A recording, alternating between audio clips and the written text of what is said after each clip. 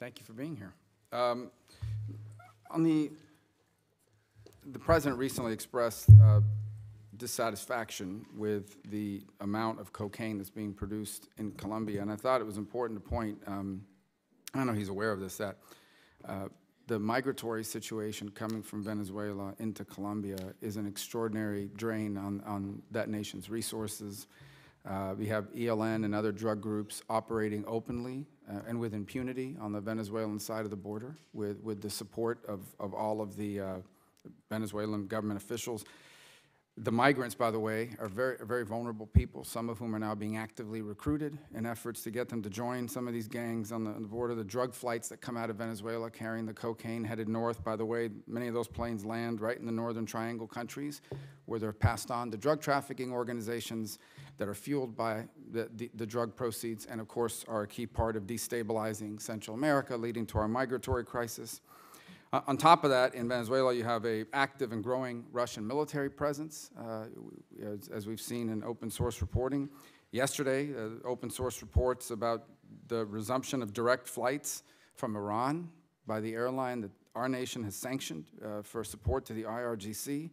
And adding to all of this fun and games is the fact that we know that they have purchased a series of man-pads, Russian-made systems, which in a place where you've got gangs acting with impunity in the street, links to drug trafficking organizations, linked to guerrilla groups on the border, there is always the concern that these man-pads could be stolen or transferred for profit. They're involved in every sort of illegal traffic imaginable.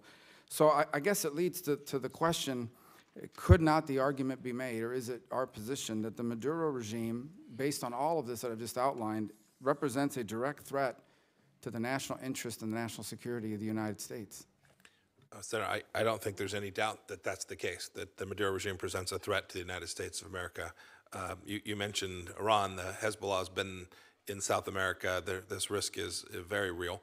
The drugs, something that's been around for a long time, that is not a new problem. And now the Russian footprint. Couple that with their connection to the Cubans and their the Cuban inner circle that is around Maduro, and it is clearly the case that the former leadership of Venezuela, the Maduro regime, is a true threat to the United States of America. And I guess the broader point is that of course we care about human rights and democracy in our region, especially in our hemisphere, and we're going to be supportive of it. But beyond that, there is a national security interest for the United States and what's happening there. Senator, that we agree.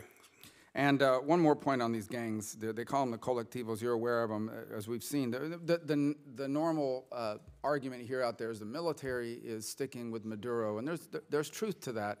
But really, what he's using now to control the country and repress are 50,000 members of over 500 gangs, literally street gangs, that he's armed and actually openly calls upon to take to the streets and repress people.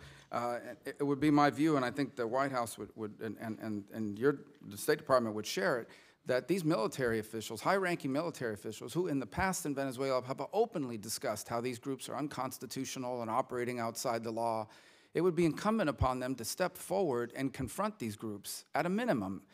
They may not do a coup d'etat, they may not take out Maduro, but they must confront these armed groups in Venezuela who are basically running the streets.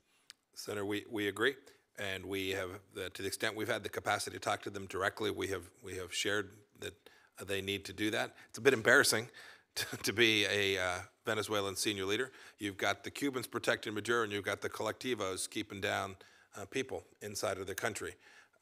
We hope they will. We hope they'll make decisions that are very, very different from that. We've also spoken about this publicly.